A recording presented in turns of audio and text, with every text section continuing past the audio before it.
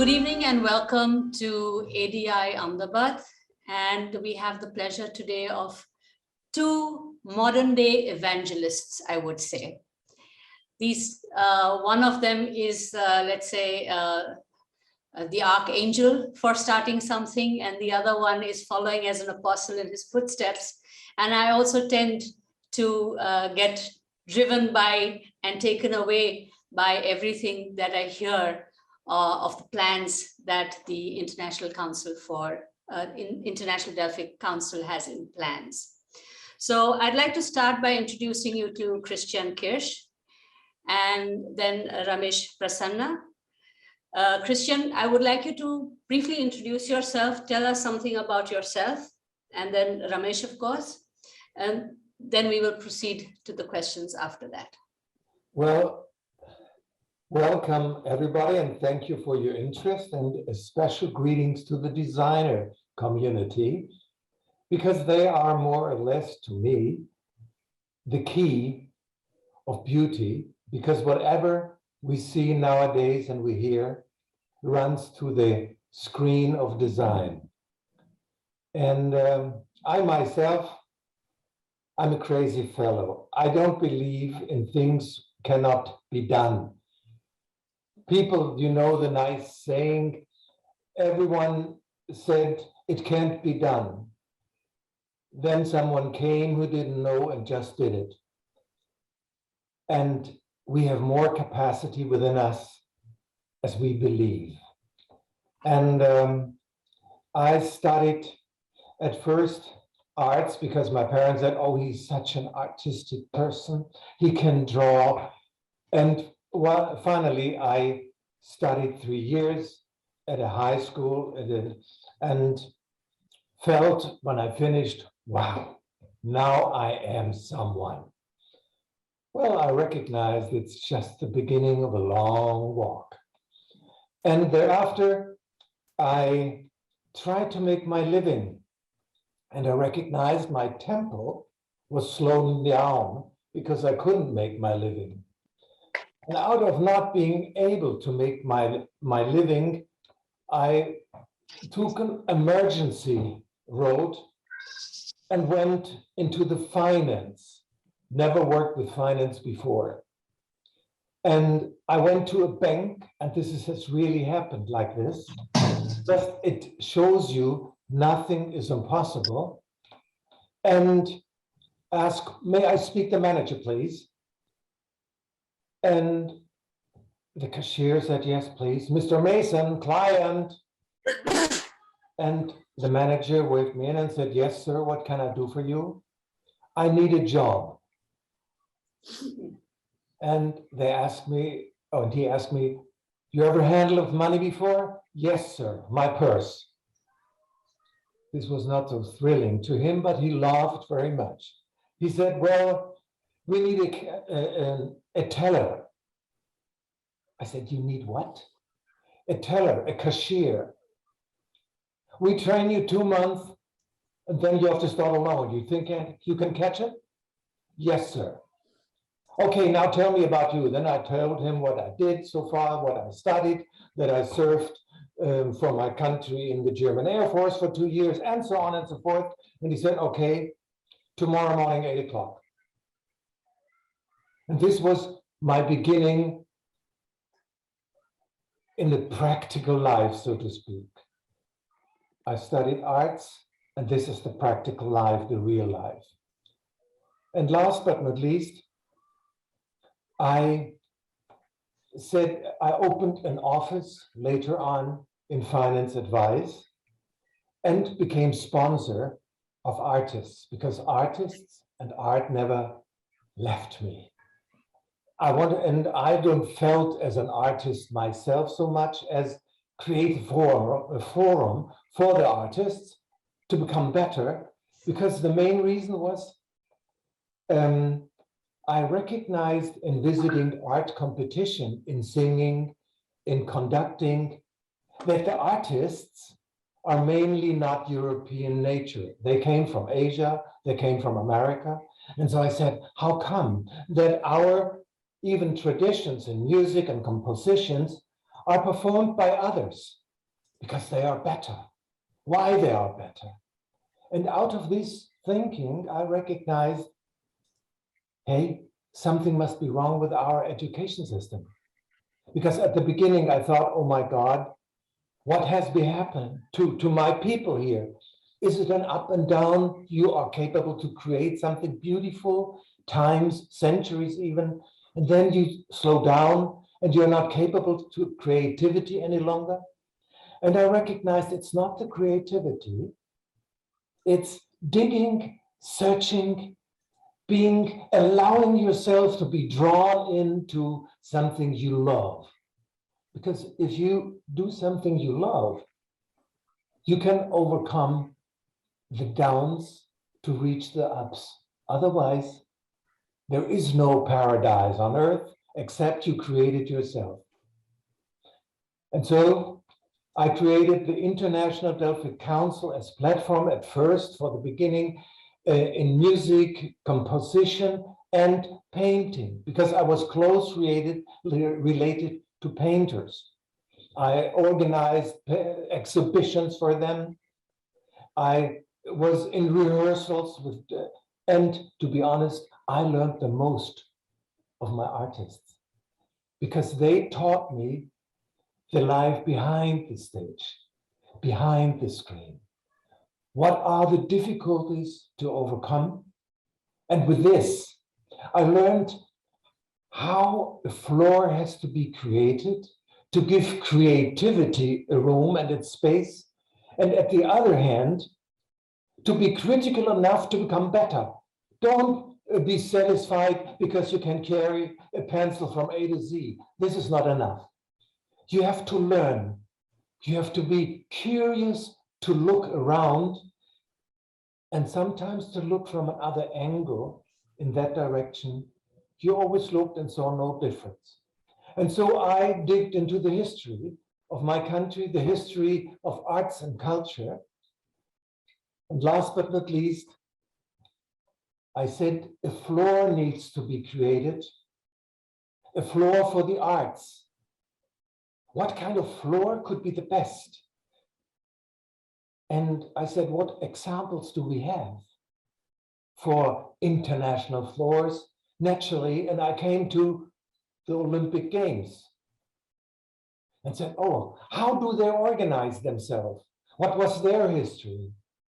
And all of a sudden, I recognized that the Olympic Games have a twin sister for almost 1,000 years. We'll stop here and we'll let Ramesh introduce himself. Oh, yeah, sorry. That's always my mistake. So I apologize. Ramesh. No problem.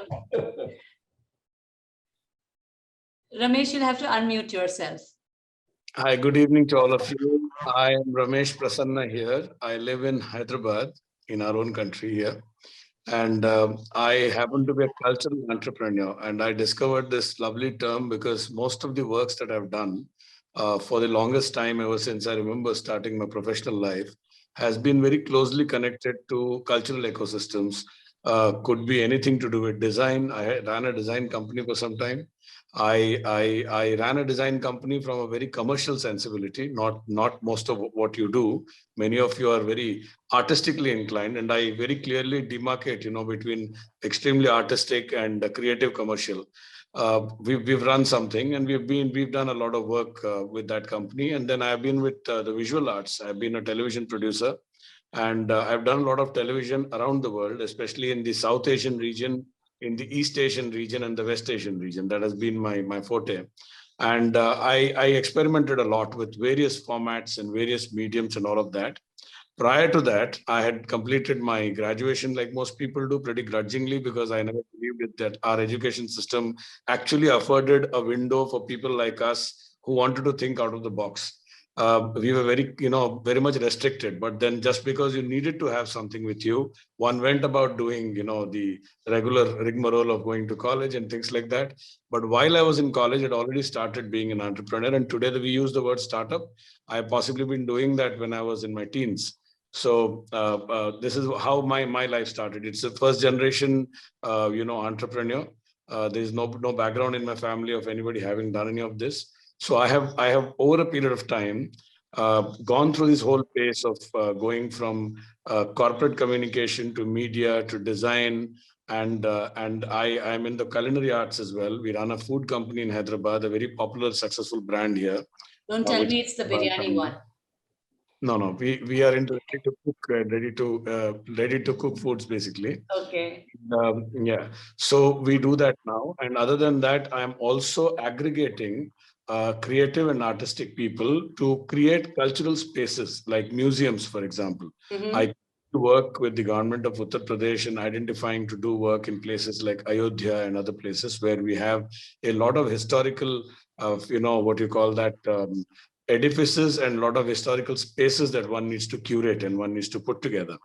So while I don't call myself creative or artistic at all, I am able to understand the sensibilities, therefore coexist and co-learn and co-work with artists. And I have created an ecosystem that I work around. And my association with the International Delphic Council began thanks to Mr. Kirsch and me accidentally meeting one day by divine providence in a hotel where he was looking for something. I was possibly, we got linked, and I felt that the idea, the spirit, and the history was so beautiful that there was no way that I could have possibly ignored the, what you call that, gravity of the concept as such. I volunteered, and the rest is history because we've got very deeply involved. I worked with Mr. Kirsch very closely for many years now. And in the process of doing so, I have learned a lot. I've also traveled with him. I have also learned from a spiritual perspective what this is about. So that is my history, and that's why I am with the Delphic International Delphic Council and with the movement. And as of today, as I told you, I call myself a cultural entrepreneur. So I very much fit into the scheme of things that you also kind of represent. Thank you. So my next question is kind of already answered by Christian, but I'd still like to ask Christian, how did you go about setting up this, it's a huge task that you've taken upon you to set up this council. And there's, of course, rules and regulations and clearances from government, etc., that you've probably had to follow through. Things like that don't happen easily. I know bureaucracy is not just something that happens in India, it's everywhere in the world. So, and it's never easy. I've been a little bit of a bureaucrat myself at some point. So I understand that it's not easy at all. So when did you start with the idea, and how did you go about setting up the council? May I just add to one remark from Ramesh? He said, accidentally we met. This was no accidentally. This was by destiny, by the Delphic gods, I must admit. I deeply believe that everything has its time. We just have to be wide awake for the That could be said about our meeting as well, Christian. Yes, exactly. You cannot plan important things. You cannot plan to meet your wife, your beloved wife or husband. It happened by destiny. And so I believe the important meetings have its time. But now coming back to your question, I said at first, I have to find a name. At first, I recognized I want to give impulses to arts and culture. And I learned from my artists I sponsored or supported, having the finance and economic business. And they were my so-called sponsored clients, not paying, but I helped them to be more successful. And I recognized it needs a brand, it needs a platform. And so I searched for, and having the Olympic Games, so to speak, as a blueprint, I started with Olympic Music Games. Okay. And some weeks later, I received a wonderful letter from the National Delphic Council of Germany and for the Olympic Committee. And they said, on behalf of the International Olympic Committee, don't dare to use the word Olympic. Well, I felt very strong as the little ant looking up to the elephant. And I went to the University of Munich and asked for the dean of the philanthropic or of the philologic department and said, I have a plan.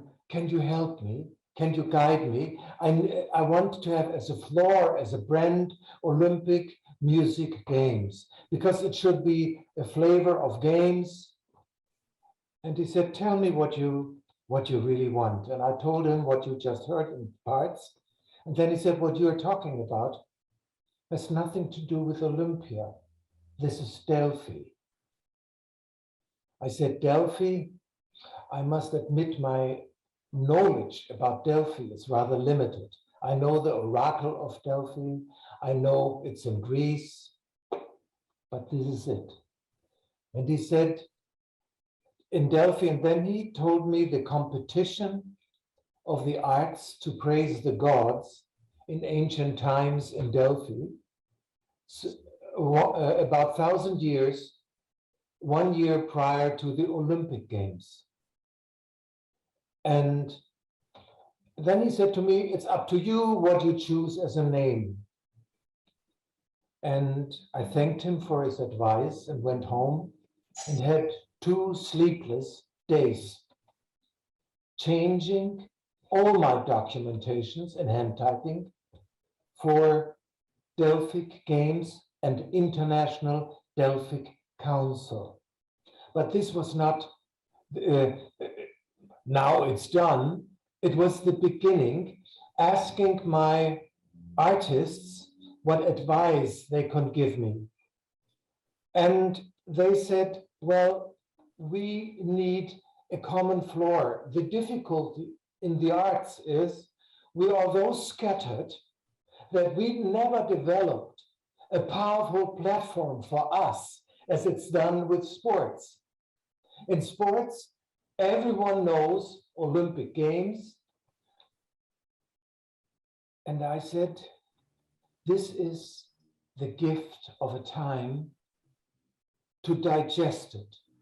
And then at that time when I started, there was no internet to click on.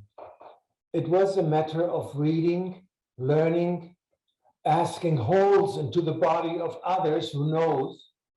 I went to the ambassador of Greece and said, please tell me about your country, to professors, to designers. I knew a lot of people, and they said, a platform would be wonderful. I said, we have a lot of platforms. However, unite your power. Let's unite what we have. We don't have to reinvent the wheel, but there are so many schools, so many unions for the arts, for design, for music, for dance. But if they're not inspired by their neighborhood of arts, they will reduce their possibilities. And out of this, everything started.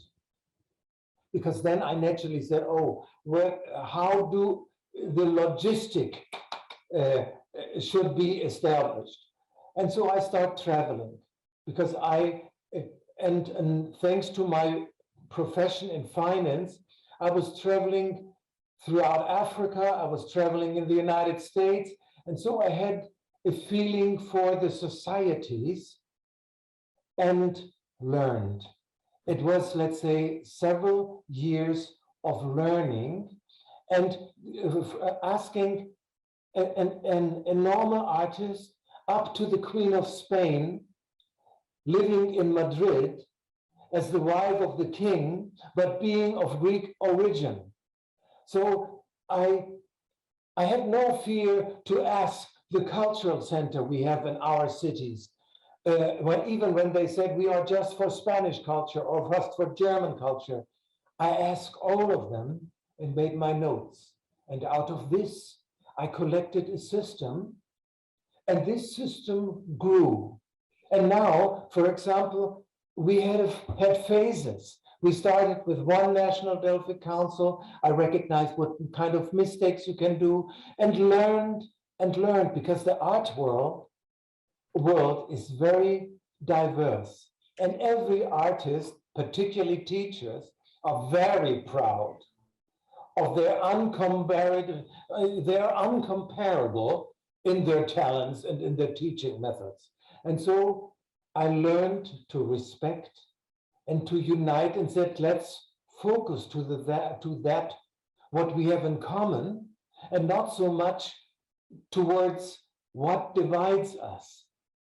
And in searching for these items, it was the platform for the International Delphic Council, focusing what unites us, what makes us strong to create not only pleasure, but new professions, encourage traditions, and help traditions to be forwarded into modern times and help to translate between yesterday and tomorrow what matters to us for our families. What gives you goosebumps about this? When do you feel? I know what you mean. Sometimes a song, sometimes the sound of an instrument, sometimes in diving into a picture. It is a matter of allowing yourself to be drawn into that, what you see, and sometimes the beauty of a man, of a woman, or how they go, or how they, or what kind of silhouette they have in the dawn. I recognize the dawn and the sunrise helps you to see things you never saw before. And sometimes I feel just blessed and goosebumps all over the arms. You have a very interesting logo, which is very akin to, let's say, what the Olympic Games also uses. It has all the colors and it has rings as well. How did you come by this logo? Thank you for this question, because this is the one of the major items I would describe as unique selling points, so to speak. Each ring is defining an art category, because you cannot start competition or a presentation without evaluation, and evaluation needs rules. Without rules, you can talk yourself to death without result. So we said how to not divide, how to structure the beauty of arts into categories. And one category cannot live without the other. And this is my strong belief. And so I came up into the 6 interlacing rings, playing with the pencil. And I would say Apollo guided just my hand. I just was following him. And we came up with 6 art categories, and each category naturally has disciplines. We started with the musical arts and sounds, which comprises what everyone knows, the singing, dancing, choir in groups, in a cappella, whatever you, and sounds, which gives you goosebumps as well. Yes. The second was performing arts and acrobatic, because dance, show dance, theater, circus, puppet plays, all of these are performing arts. And what you see in the acrobatics at the circus is an art of body expression. And this had to have his floor, his space. And then we have language arts and rhetoric. Language as the basic of the first word we learn is mama, papa. It's the essence of forming communication, expressing feelings with a sound, forming to words later on.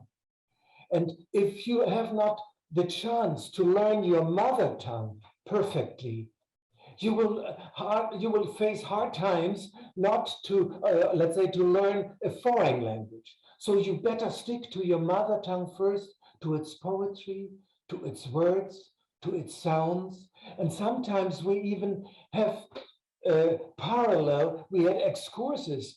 The original poem was said in the original language, and thereafter a translation, and it shows how good or bad it was. Yes. And so language arts is poetry, is writing, is storytelling. We, in former times, we don't read fairy tale books. We just listen to the elder ones. What do they told me? And what kind of fairy tales helping us to learn the values of this society? This is the pre-training. And so children literature is a very important thing. And translation of scripts is an art in itself, because if you just translate the words, who knows the meaning? Very often in all electronic elements, it doesn't fit. And then audio play productions, and that what Gauri is doing, moderation, stopping Christian when he talks too much. You see, and then we come to the fourth, visual arts and handicraft. That's where I'm very close in painting, graphics, sculpturing, photography, filming. And here I don't mean the play, the big films, I mean 10 minutes. Yes. The clip, how to catch a moment in a film, because just to take the selfie and make click, this is not photography. It becomes photography if there is an essence, if there is a center, if there is something you would like to shine up. Yes. And then, for example, design, fashion, all the things we see. I know you in India, for example, you have 200 forms of weaving, of textile. And now we wear this stupid jeans fashion. So there are so many hidden secrets in your country, amazing. And take this as an inspiration. And then, for example, instrument makers, wood carvers, engraver, jewelers, and entrepreneurs, zum Beispiel, and embroidery, for example. And then the fifth and the sixth are exceptional art categories. And when I started this, more than almost 30 years ago, the scientists and the professor said, this art does not exist. And I said, because the art was called social arts and communication is this called the rituals of our forefathers. It is a matter of social art, how they expressed their social behavior towards another. So it's not just old and outdated. It's something to preserve. And so community plays are very, very important. Then the internet, the media, the education, the computer games, and here I mean education games. Killing and blood and tears and weapons, to me, are destructive and tiring.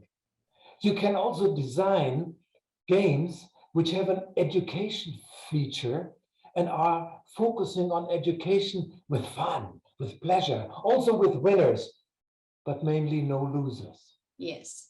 I had this discussion some time ago with my students as well, where I asked them that, everything designed in the name of peace has been destructive. How will we design something that actually does more towards peace to grow love amongst each other, rather than, in the name of defense, design a new gun or a new tank or something like that, or a missile. We say it's for defense, but actually we always use it in a form of threat. You are right, Gauri. Thank you very much for saying it, because it proves I had with the chief of the Munich Security Conference, is one of the most famous for defense and security worldwide. And I spoke with the initiator of this, and I said, "Where's the arts?" And he said, "How do you mean it?" And I said, having served in the Air Force, having worked and sat together with military members in audiences, I know prevention is the best weapon to avoid war and misunderstanding the preface of war. Because I believe, let's forget the criminals in general, but in general, it is a matter of smart using strategically arts and culture. Because you cannot deny and ignore the culture and the art of someone else, even if you are very critical with him. Look for that, what you have in common. And all of a sudden, you share. And in sharing, you build up trust, and in trust, understanding. And let me finish with the 6th art categories we have, where scientists said this doesn't exist: ecological arts and architecture. Architecture was known, but ecological arts was not known. Landscape, city, village design is very important.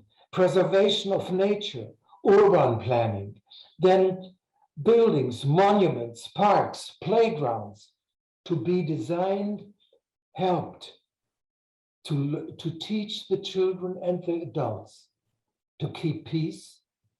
And if you look in that what you're doing for a peaceful interpretation and design, you will be tremendous successful. I don't know if every time to the outside, but inside, Yes. you build up your backbone.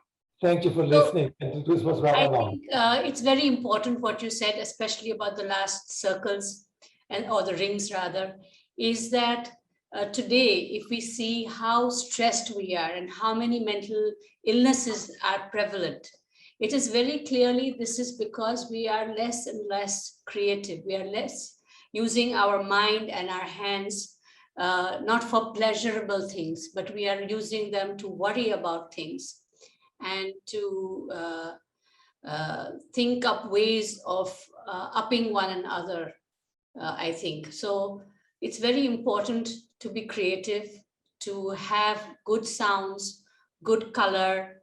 What we see a lot in our cities now is a lot of visual pollution as well.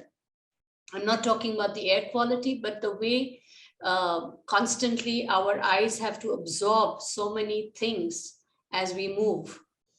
This is also a form of pollution, and we have to understand that our senses can only handle so much. Beyond that, they kind of go a little potty, they kind of get confused, and to come back to calmness, you need to have good sound, good visuals, good smells, good tastes, and good feel.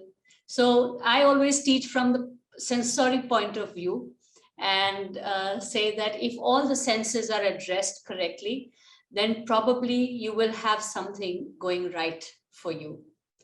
I'd like to ask Ramesh Prasanna now a few questions.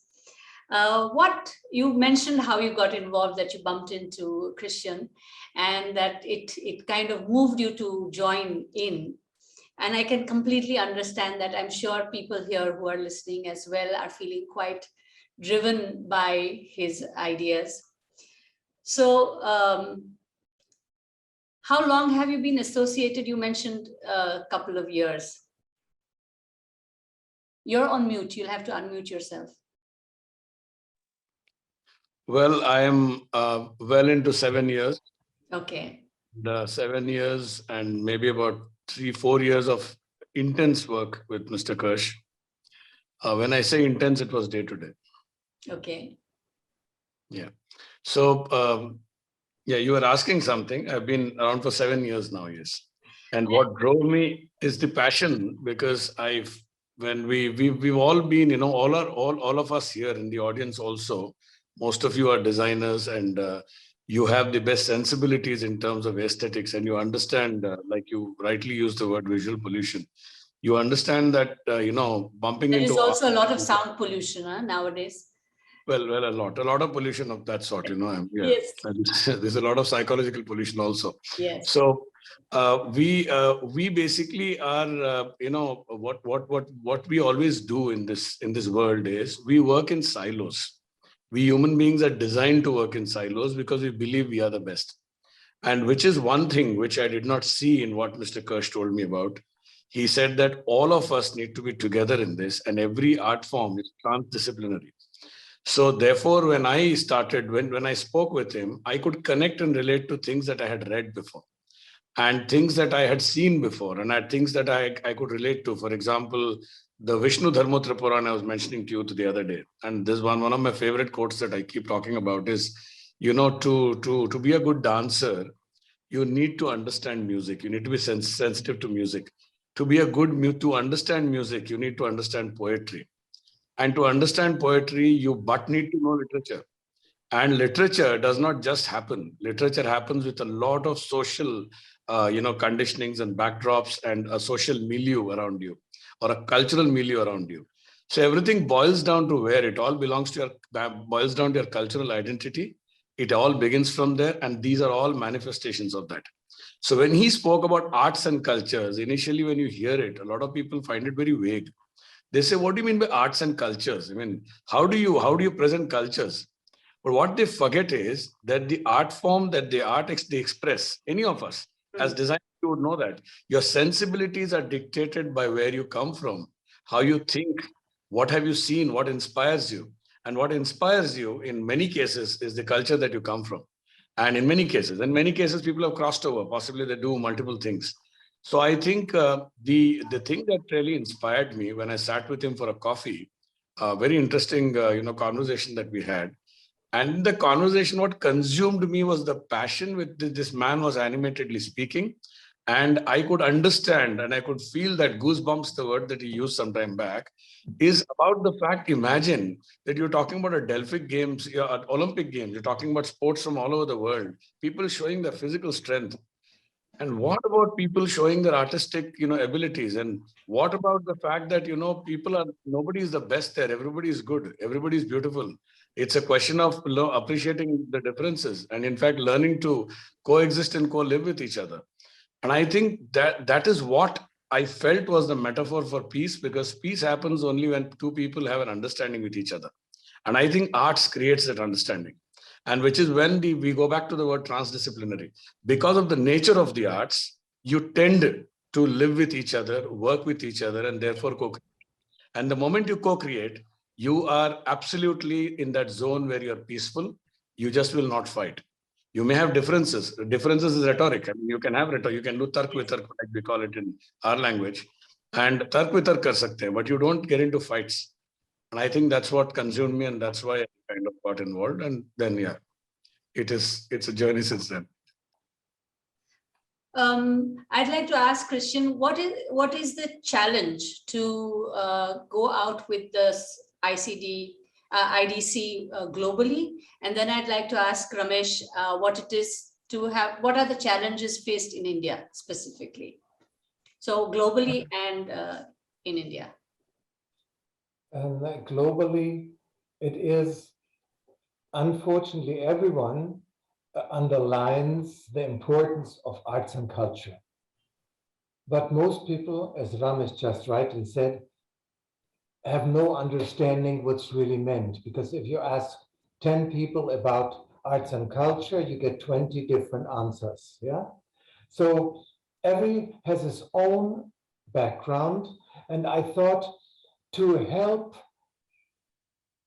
quality to grow, it needs a minimum system. For example, a professor is teaching you and he has some criteria. And these criteria, right or wrong, has to be fulfilled by the students. And sports is a wonderful lecture in let's say, in allowing diversity to grow. And however, even if the sports history is not that bright, because the Olympic Games were the forerunner of military initiators, they wanted to train the bodies for confrontation. The Delphic Games were for praising the gods and competing who praises the best.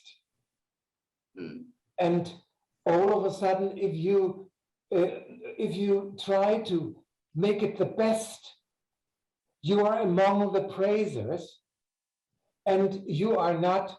It's not a matter of first, second, third place. It's a matter I was among them. My people selected me to showcase my skills, to enjoy, and sometimes even governments recognize where is my identity. We are so torn in pieces, be it political, economically, traditional. How to overcome this diversity in a humble way and uniting it, and through the arts. Absolutely. This can easily be done. And I recognize worldwide profile is, let's say, the power players try to profile themselves by confrontation. It's by, we are totally different and you cannot understand me, along that line. Not losing almost the ability to listen first and then to responding. And here with the arts, you train your inner ears. And this is also what I learned at the artist level, at the gallery level, and all of a sudden, the last years, even government officials recognizing eating, housing is important, but everything rests on peace. Peace is resting on understanding, understanding on trust, on sharing. And if we can set up an instrument for that, we cannot lose. We might be slowed down here and there, but we can never be wrong. And that's why we have now our 27th anniversary under the motto, Start Up for Peace. It's time in our times to create peace floors, which are not just a word, P-E-A-C-E, but rests on power, on unity, on let's do it together. Let's help those who make the decision. And let's make something beautiful rather than something destructive. Exactly. Well, I would say that if they make it something that they want to, not doing it with the best intention. However, to listen a bit more is more important. And let's say India, to answer the last part of your question, is to me a presser's chamber. It is, size is not everything. And diversity is also not everything. However, India could overcome colonialized times for hundreds of years, keeping their traditions, keeping their diversity, their spiritual relation to higher powers, to their gods, to where they come from. And I believe that India can teach the world and is still already a mega power in spreading vibes of peace.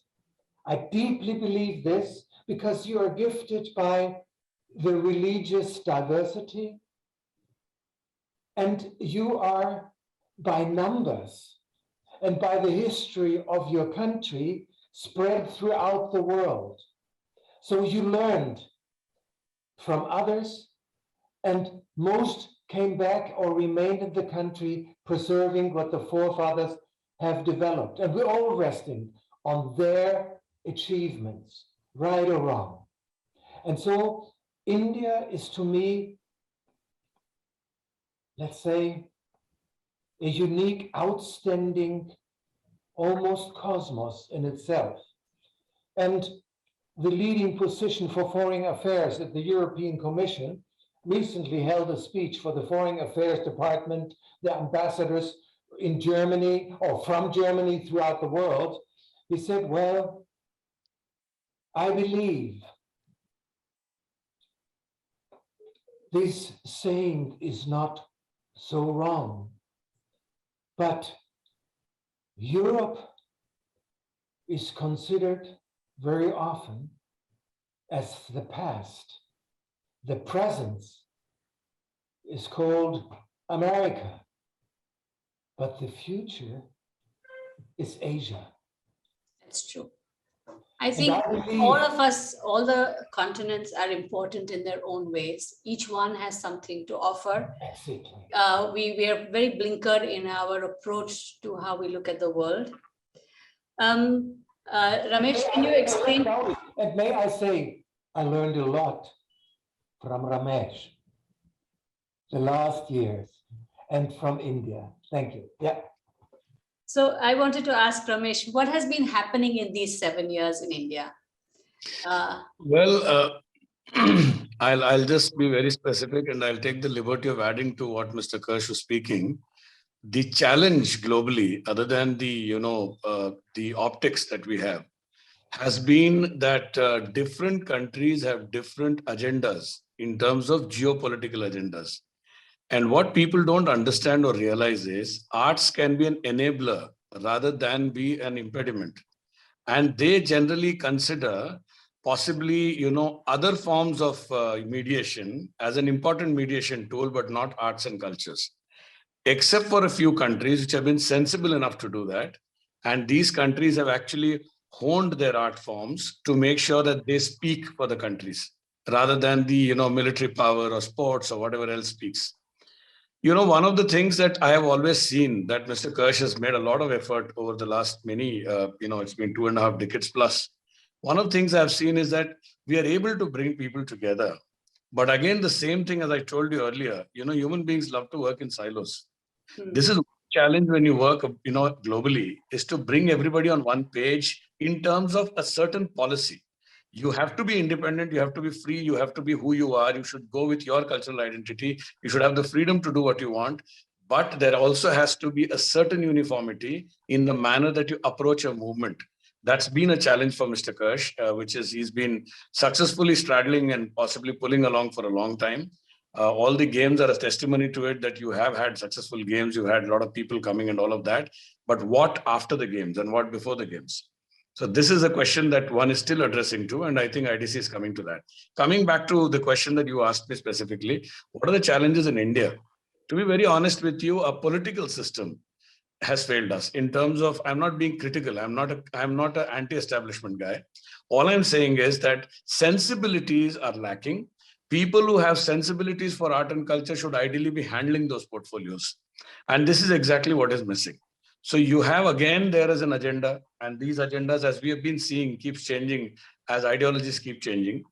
There are some very good people who like to work, and there are some people who don't cooperate. However, having said that, gratitude to the government of India for having supported 3 Delphic Games. We've sent 180 artists from India to 3 different Delphic Games. The North Zonal Cultural Centers, the West Zonal Centers, the East Zonal Centers have all helped in being able to put artists together. But having said that, India is such a vast country, and there are so many cultures, subcultures, art forms, and then I there would are say so much potential. so much of potential Yeah. that even the governments do not know what exists. When I go to governments and ask them, have you done cultural mapping? They ask, yeah. So this is an issue that we have. So one of the challenges we have in India, to be honest with you, is challenge is not to create councils in states and bring people. And we've been very successful with that. The challenge is not to identify good people. We have a lot of good people with us. The challenge is in being able to marry our aspirations with the mandate of the government, which is the actual medium to deliver those aspirations. Because the infrastructure, the apparatus, the overall, what you call that, the roadmap, or whatever you call that, whatever the large picture that you have, belongs to the government. Here in India, the government owns a lot of things. And if they wish to do something, they can do a lot. And we have seen them doing it. In fact, in your state, I have seen a lot of things happening. When there is political will, it works that way. Yes. What it might be. The point here is that the challenges in India of getting the sensibilities together. So I will come down to the very, very nuanced, point here is that not about anything else. It's just the sensibilities. My sensibilities should match with the person in power who is able to deliver what I want. If I'm not able to match with him, then I'm a failure. And he's also a failure, or she's a failure. The point is that here, this is something I'm working towards, and my entire, fraternity here is working towards. We have wonderful members, and thankfully we have done a very interesting kind of an experiment. It's worked very well for us. We have bureaucrats, sitting bureaucrats, serving bureaucrats, retired bureaucrats of all walks of life, whether it's IAS, IPS, IRS, including Indian Foreign Service, who are with us, and therefore their wisdom, their advice, and their experience of administration is beneficial to us. And therefore they also become a bridge between us and, again, as I said, the aspiration and the deliverer. And therefore, I think India for us is a challenge, nevertheless, and will always be because of size and the girth and the heft and all of that. But at the same time, we are a pleasure as well, because I'm sure Mr. Kirsch will agree that we as India bring a lot of value on board the International Delphic Council in terms of what the width of things that we can bring, or the depth of things we can bring. To be honest with you, we are the only country even today, though the culture has now waned, is that you can still be friendly with people, you can knock into people's doors, you can meet people at short notices and things like that. Most of the Western world and the Eastern world has changed a lot. And therefore, the interpersonal connect that you have with human beings, in India, I would feel, or rather in the subcontinent, not just India, let me give credit to Pakistan, to Nepal, to Sri Lanka. All of us are still very friendly in the being, But when you go abroad, it is all about appointments, your time, your schedule, your calendars, and you have to wait for people to do. So there the interpersonal connect gets destroyed. And I think this is something that we will build on. That's exactly what our strength is, and that's what we're working towards. Wonderful. Will we see a Delphic game in India at some time? Well, to be honest with you, we did make a brave attempt in 2014, 15, and 16. We tied up with Goa. The Goa government gave us the government order. We still have a lovely committee sitting there. It is just the political situation in Goa, and we were a little naive, or rather I was naive, I must admit, is that I believed that they will understand our sensibilities and the global calendars, which unfortunately, it didn't happen. So we decided to put it in abeyance, and we decided to take it up some other time. Yes, we have a proposition to host the Delphic Games in 2025. For sure, considering that the pandemic should be able to go away, like rain, go away. We are expecting the pandemic to completely get wiped out by at least July of next year. At least officially WHO comes out and says there's no pandemic. So then what happens? And from that point, you start planning, and then you start doing a bidding process. You do the evaluation, then you call the countries, you make 10 countries pit against each other. Everybody then will start realizing, oh, we have got great culture. It also helps that process of creating rejuvenating cultures, by doing that. Yeah. And we intend to pitch it to our government. And we want our government, or the head of our government, to pitch for this. That is our big ambition. I don't know how far we can succeed, but I think, the power of artists and the power of, what you call that, peace and harmony is far greater than any other power in the world. So we intend to bid for it. And I challenge anybody here, any country in the world want to challenge us on getting the bid, we will do our best. We will possibly go all the way out and try and get the games in India. However, this is subject to evaluation, subject to a lot of other factors, just the way Olympics happen. And there is a process. Yeah, 2025. But I must tell you, and I'm very happy to tell you, that the Indian Delphic Council is looking at doing the National Delphiads in the year 2023, in the first quarter of 2023. This is going to be for 36 states, 6 art categories, maybe about 150 subgenres or 150 subcategories. And this is going to be, again, a bidding exercise between a few states. And we do have expressions of interest from some of the states. We hope and pray that this works out the way we wish to work it out. Once this happens, everybody gets a feel and taste and the potential size of a Delphic Games. And when we do a Delphic Games, or whenever the next Delphic Games happen, when the IDC hosts it, we are looking at a large number of countries. The last games that we had about 54 countries actively participating, and plenty of them supporting us here. I'd like to open the floor for any questions that there may be for the guests today. Please unmute and ask your question.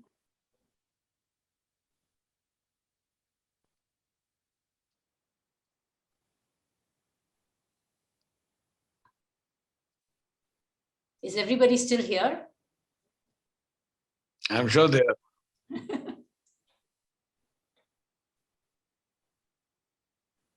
Anuj, would you like to ask a question? Or maybe recite some of your poetry?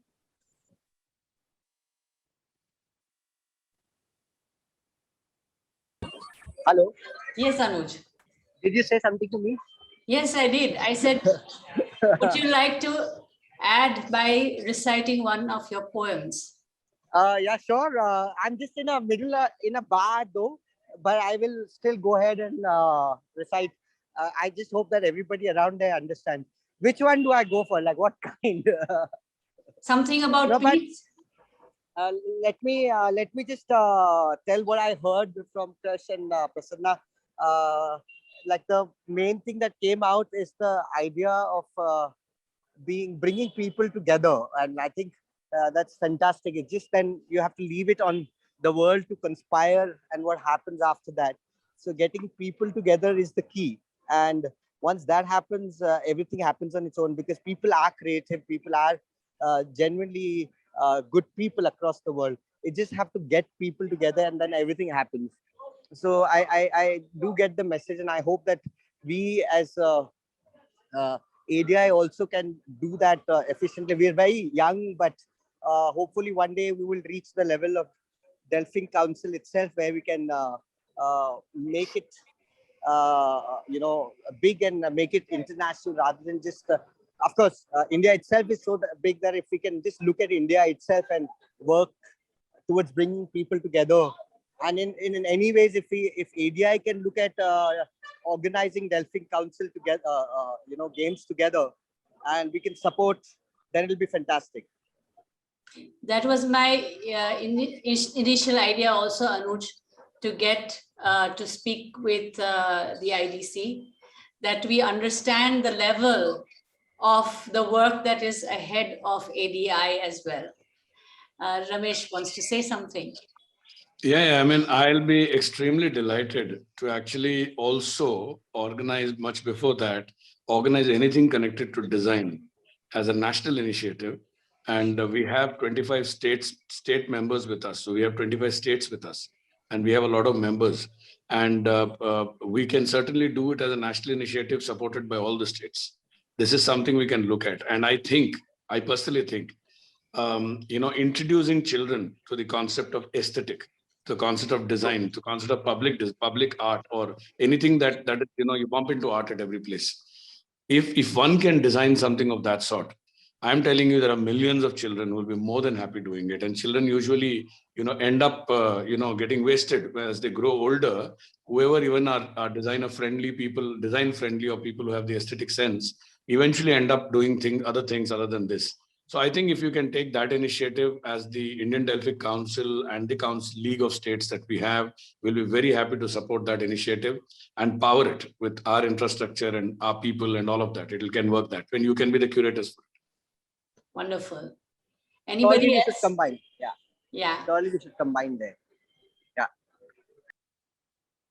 And I think the poetry, I mean, I can quickly, one poem I can talk about, just love, because it's lots of talk about love and there's it's about mohabbat, which is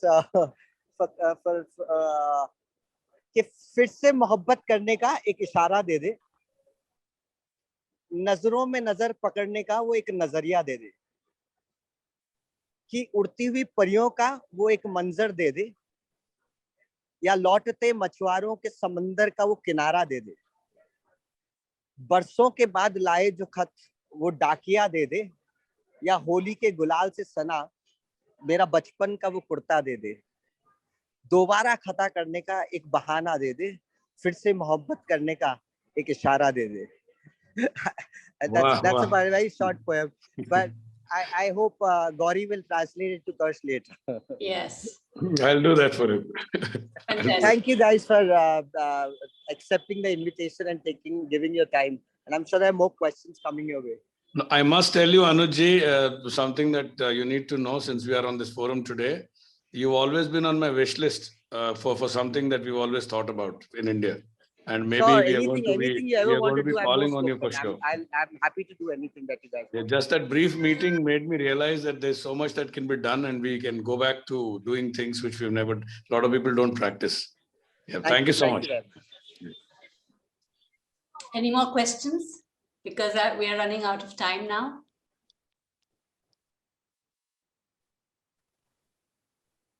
There's one video that has come on. Yes, I see one more person now.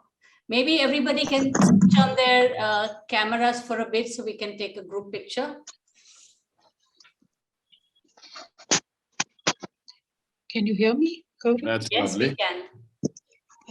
Gauri, somebody mentioned that we have got any number of cultures and subcultures in India. I want to know, do we have any sort of list or count of the subcultures that we have in India? I think I said that. I'll take that answer. Yeah. Well, the government of India does have a, let us say, a sort of an index, but it's not complete because subcultures are very, very difficult to define. You can define culture, define specific areas and specific, regions and all of that. A lot of subculture also happens within a region, and within a region there can be multiple subcultures. So I think I'm not sure about this particular answer. I will check the concerned people, and I will. Culture Ministry has got many, many departments under, and I'll figure out which department specifically deals with this. And yes, it's a interesting question you've asked, and I'm very happy to help myself also with this information. And therefore, if I get that information, I'll share it with you. Thank you so much. My it pleasure. would be really very interesting to know, because I know we have a vast repertoire as far as cultural activities and all that is concerned, but slotting them is a big problem. We are attempting to initiate 2 specific studies, and it's when I use the word attempting, you please understand it's in good faith. We are attempting to initiate, and there of course takes a lot of effort. One is a cultural mapping of cultural identities in India, which is exactly what you asked, and a pretty big exercise. It may take 5 years to kind of complete that. We are looking at that as well. Yeah, and then we found an extremely interesting bureaucrat based out of Rajasthan, who's possibly has the sensibility to be able to manage something like this. And of course, you need to add a lot more people to it. The other thing that we're attempting to do is the circular cultural economy, or the circular economy that actually is so very important for artists to survive. Livelihood nowadays happens out of silos. An organization like World Bank does some work, people get benefited, then they go. A lot of CSR activities happen, but they are far and few in between. And most of them are institutionalized, and most of them are not natural. They happen because somebody wants to spend some money to be able to achieve a cause or a certain target. But what one do is create a kind of an ecosystem where this happens by nature, that society supports it. And I think we are first going to do a study, and we've got a loyalty. I'm using the word loyalty specifically because these ideas require a lot of effort. So the person who wants to take it up has to be a brave heart. So therefore, we found the economics professor from the US who's willing to give the people of the sensibility of economics the sensibility of social work, sensibilities from cultural and creative industries, as we would call it, and therefore then create a study, and this study will then be commissioned for 2 years, and in 2 years back with this stuff. So one of the things we also do in India, for example, is that we have a lot of rural, what you call that arts that we have, rural culture we have, folk art, tribal economics that we want to study first. May I give a little hint? In the sports world, let's say the very successful associations, they made a relationship or established relationships with universities, with deans, and sometimes even universities are keen to study special subjects and promote here their creativity as well. And so I believe it's worthwhile to think what kind of universities could be open, or education places, to join us and to, let's say, take the challenge to help to sort out the diversity and to structure, possibly restructure. All right. So I just wanted to add to the question that Kusumji asked. Ramesh, is it not so that, like you mentioned, we have West Zone Cultural Center and other zone-wise, cultural centers. So they don't have the list of cultural? No, the cultural centers usually are, let us say, an ecosystem for artists. They encourage artists to participate in various forums and things like that. Well, to be honest with you, the only phase in India where some work on culture was done is in the 80s, early to end of 80s. That is when the festivals of India happened. That's when Asha happened. All that happened. Very much so. Very much so. Yes. So legendary names in this fraternity like Rajiv Sethi and people like actually happened in that era, and Gokul Jayakar and those, and that is the era when things happened this way. And I think that was the era when even Ahmedabad was one of the hotspots. There were few festivals here also. Yes, a lot of them in textile specific also. But we still have a music festival that happens every January without fail. And very soon we would like to collaborate in some way or the other. Those are things that we have in our mind. Yeah. So what I'm saying is, yes, there has been these people don't have the lists. They do, but as I said, when a new bureaucrat comes, something happens, goes, something else happens. So these are the issues that we face. These are, like you said, India challenges. These are one of them. Thank you. Yeah. Okay. Thank you so much. Thank you. I think we'll have to end this lovely discussion today. We've overshot our time by 10 minutes. So thank you so much for making time, Christian and Ramesh. And we hope to see you in town sometime. I think meeting physically and sitting across with a cup of coffee like you two did when you met is something that we all need to do from time to time. We hope more and more that our ADI chapter will also have physical meetings. In this case, of course, because you were both not in Ahmedabad, it was not possible, but this was good to be able to meet like this. And yes, let's see where we can, join hands and do things more and more. I'm sorry to intervene, but I would like to invite all of you to participate in the various virtual and physical activities happening from 15th to the 26th of December to celebrate 27 years of the foundation of the International Delphic Council. The first one starts in Jaipur and then goes to Jammu Kashmir. Then we go to Assam, where all the 8 North-Eastern states are coming together, and together in Guwahati at the Brahmaputra Heritage Center. Similarly, we have it in Maharashtra, we have it in Jharkhand, we are doing it in Bihar, we are doing it in Uttarakhand, in Uttar Pradesh, Tamil Nadu, and then we are tying up 19 Indian states with 7 countries together are doing this. And I'll send the links to you, Gauriji, and you can probably pass it on to your members. Definitely. Not the least, all of you are Delphians, by the way. You can all of you can join the the Delphic movement by being in your various professions and contribute here as well. Thank you so much. Thank you so much. Until next time.